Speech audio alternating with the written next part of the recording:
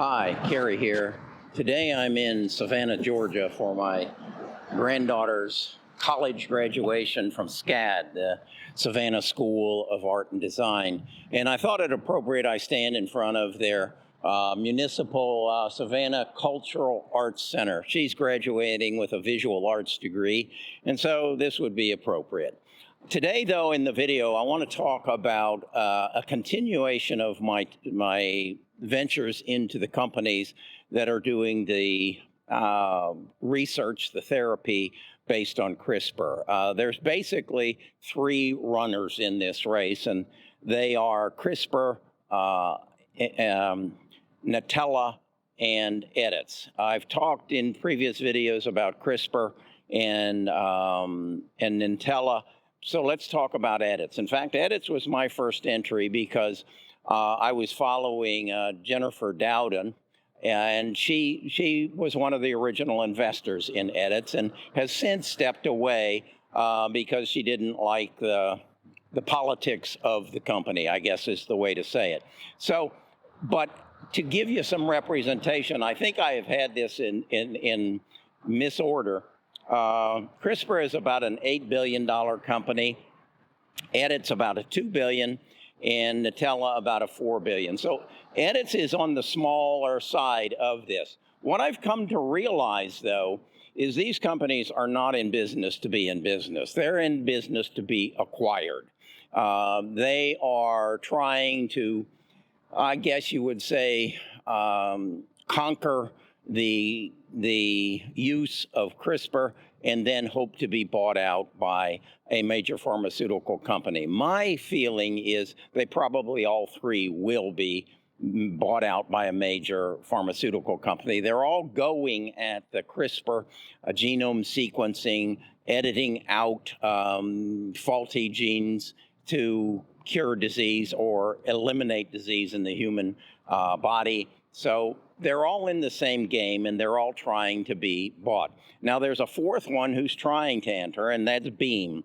They have a market cap of about 4.55 million or billion as a result of a recent IPO that they made. So those are the ones that we're looking at. What I've decided to do is to dig into these and come to a deep understanding of each one. And in this video, I'm going to tell you what I know about edits, and then I'm also going to share with you how I'm going to learn more about this and become your expert on this, what I think is the medical revolution of our lifetime of mankind thus far. And I don't think it'll stop here. It'll go much further. So stick with this video. I'm going to give you my take on edits relative to the other players, and we'll build on that. Best of Us Investors presents Kerry Griegmeyer. What I've decided to do is, I guess you'd say, specialize on certain stocks and certain categories. And I want to specialize on the genome sequencing and the genome editing stocks. So what I have done is I've reached out. Two of these are in Boston. That would be Nutella and Edits. And I've reached out to their CEOs and said, I'd like to interview you. I'm going to make a trip to Boston, the Cambridge area, and I'd like to sit down with you and help me and my viewers come to a better understanding of what you're in the business to do. Are you in the business to develop a therapy that then will be bought by a major company? What do you have? What do you have to do that? And my understanding is what Edits is doing now is they're taking the CRISPR Cas9 and they're working on it in the sickle arena as well as cancer, and they're doing clinical trials. So in other words, the scientists behind this, and most notable, Jennifer and Emmanuel, who got the Nobel Peace Prize, who are key players in Nutella and CRISPR, they did the science. They did the work in the Petri dish and the test tubes, and now they're monetizing their knowledge, their fame, their recognition. On the other side, at edits, they have a very prominent professor in Harvard, the last name of Church, and he is kind of their face. So this is how it's going. And then what you've got is businessmen, and with edits, it's Jim Mullins, who's been associated with edits for quite some time, but recently became the CEO. He was on the board of directors. He has a long history in the medical field. And it's his challenge, as I understand it, to bring this to fruition. Well, how do you do that?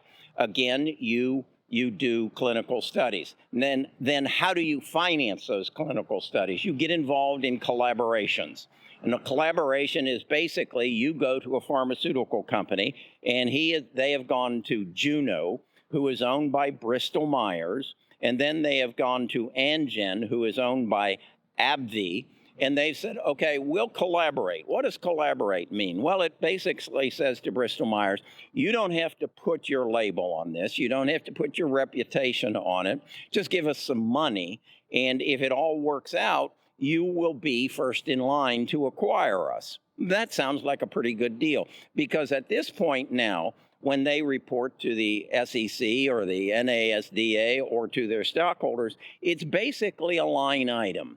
It may be a line item that Bristol Myers through Juna gives them $4 million or $400 million and says, okay, make this work.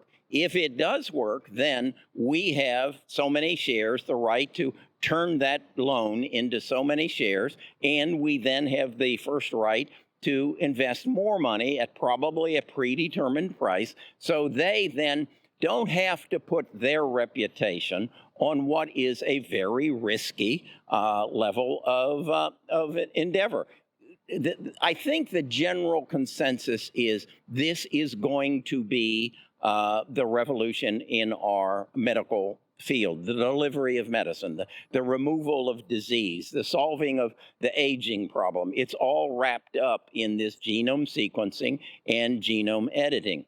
But again, if I'm Eli Lilly or I'm Bristol Myers or I'm Biogen, do I want to put my efforts that could be set somewhere else? Do I want to build the infrastructure that is needed to bring this to fruition? Probably not. So what I'll do is just give them some money, create a collaboration, and create a document that says, if this turns out, we're first in line, and we get the opportunity to buy you and then market you. That's the other thing you've got to understand, is that CRISPR, edits, Intella, and Beam don't have the infrastructure to market a major breakthrough in the medical field. So they are merely the intermediary. So as an investor, my job is to determine who are the players in this. And as I said, CRISPR, edits, Intella, and Beam.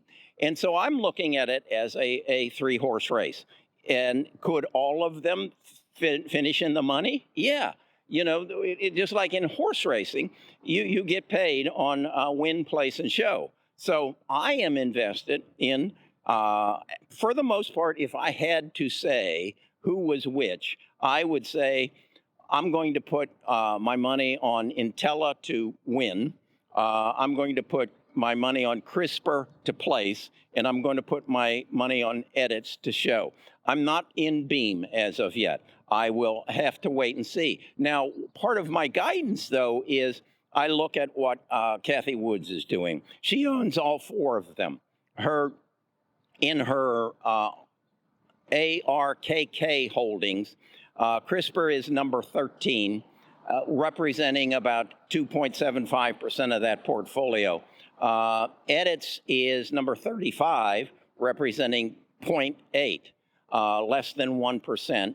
And Intella is number 21 with 1.65%. And then she has Beam just in front of Intella at 1.75%. So she's in all four of them. I'm not yet convinced. I think Beam is an also run, but I'm open for change. What I am going to do is continue to watch these, and as they have dipped, and they have substantially dipped, I'm going to add money to them because, again, I believe these are acquisitions. This is the Instagram that that Mark Zuckerberg bought for, I think it was $2 billion after spending 18 months in the garage, searching out and creating Instagram as we know it today, or as it has evolved. So that's my take. I also then looked at ARC KG, and their beam is number 24, CRISPR is number 26, Intella number 27, and edits number 43. Obviously, Kathy doesn't have as much faith in edits as the others.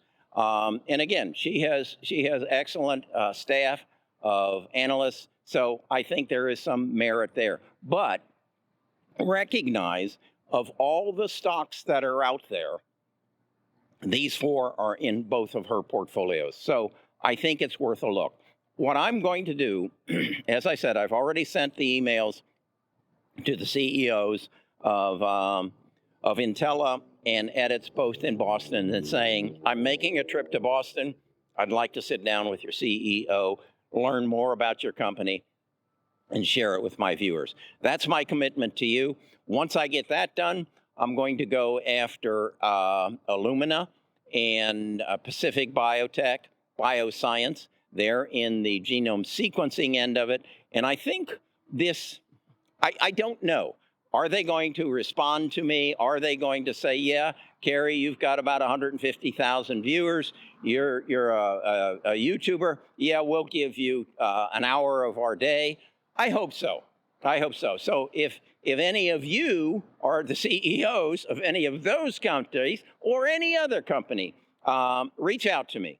I'm not going to charge you for this. This is to educate my audience and make me more valuable to my viewers as a YouTube channel. So if you want to learn more about Best of Us Investors, go to the bestofusinvestors.com.